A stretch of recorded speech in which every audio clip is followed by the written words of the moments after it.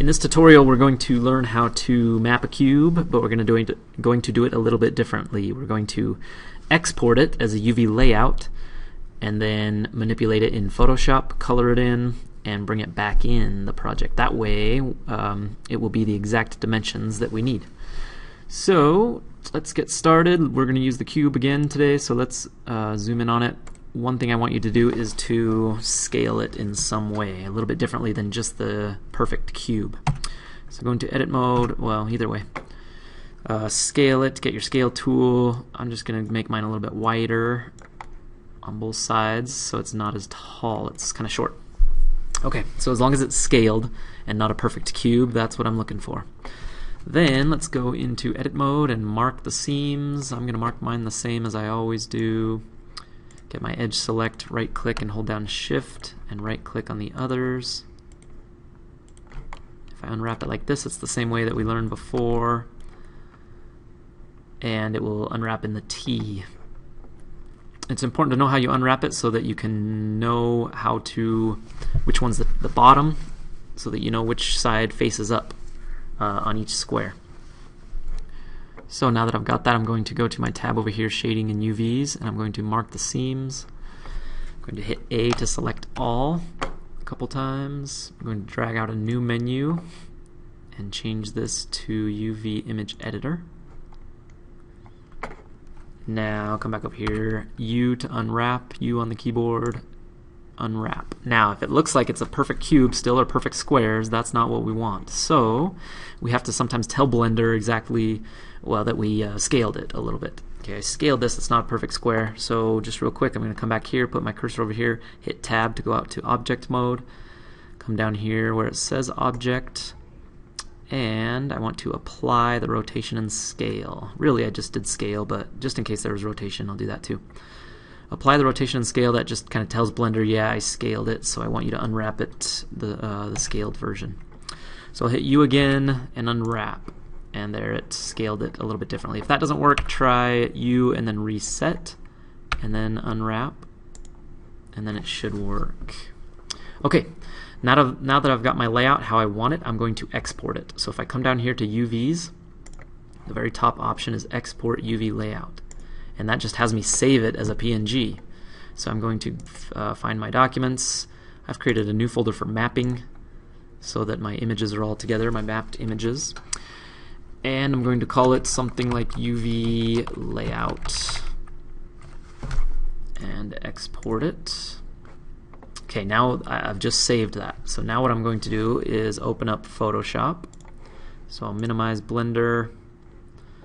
Open up Photoshop. You don't have to minimize Blender, but I did.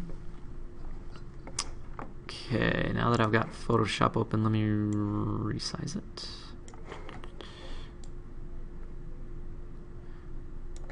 Okay, part of this class is doing Photoshop. We don't do a lot in Photoshop, but you should know how to do it. If not, check out the other video that shows you just the basics of layers and brushes.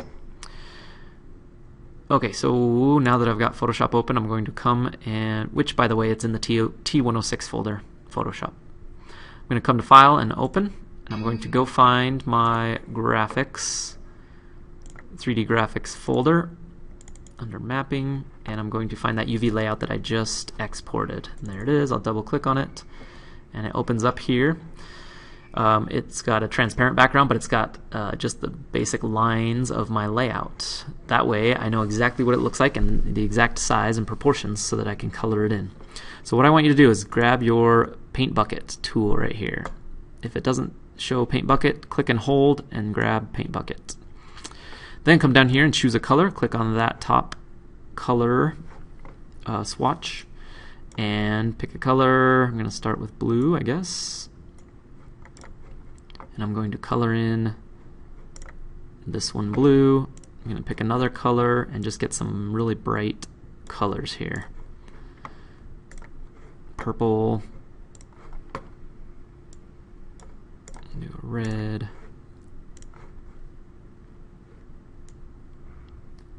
Green. So just grab any colors that you want. Bright colors are nice for this one. And one more, I'll get maybe a purple color. So I've got them all colored in, and they're the exact squares that I want.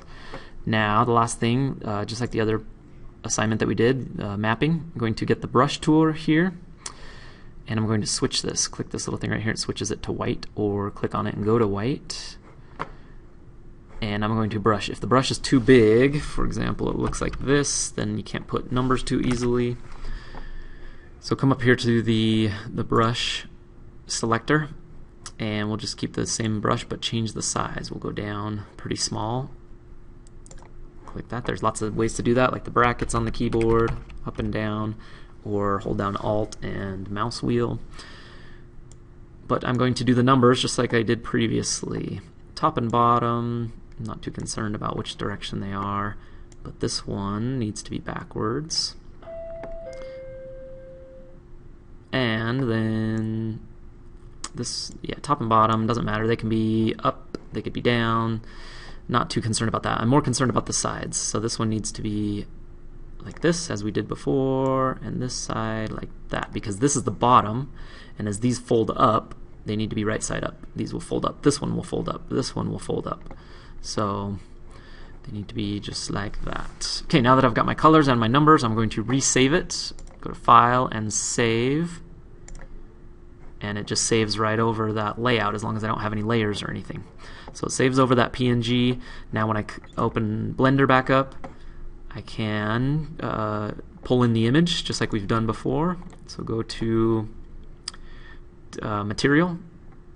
It's going to be my map or my layout, whatever you want to name it. Go to Texture. I'm going to close that one and get a new texture. I'm going to change the type to image or movie, and I'm going to go find it in my files. So Documents, 3D Graphics, Mapping, and to see them all I can select this, and I can see it pretty easily. It's that one right there. Double click on it. There it is. Now always remember to change this from generated to UV, because that'll mess things up if it's not that way. And down here, finally, if I come and grab it, and look, it's the exact same size because that's how I exported it. So that's the advantage of exporting it, especially when you scale it, because if not, something's going to go wrong, especially if we're putting pictures in there.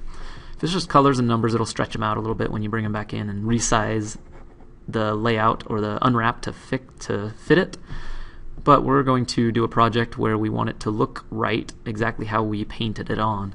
So we want to export the layout and then import it back in. Now if I come over here and select texture, that should be it, as long as I get my cameras.